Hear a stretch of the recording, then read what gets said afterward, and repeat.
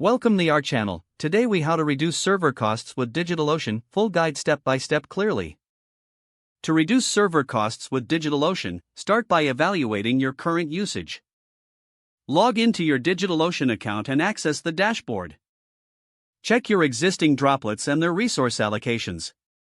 Identify any underutilized droplets that can be resized or deleted. Consider switching to a lower tier droplet plan for those that have excess capacity. Next, assess your storage usage. Review any volumes attached to your droplets that are not actively being used.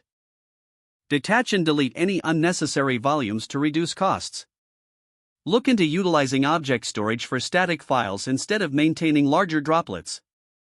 Consider using DigitalOcean spaces for serving assets more efficiently. Another option is to turn off droplets during off-peak hours. Utilize the snapshots feature to save your data before shutting down droplets. This way, you can easily restore your environment when needed without incurring additional charges. Now, explore automated scaling for your applications.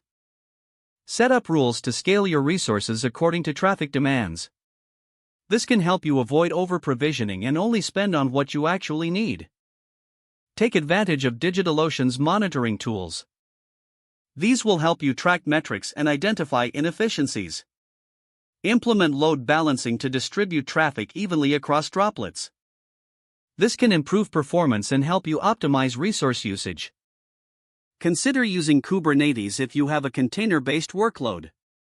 It can simplify resource management and scaling. Lastly, keep an eye on any discounts or promotions from DigitalOcean.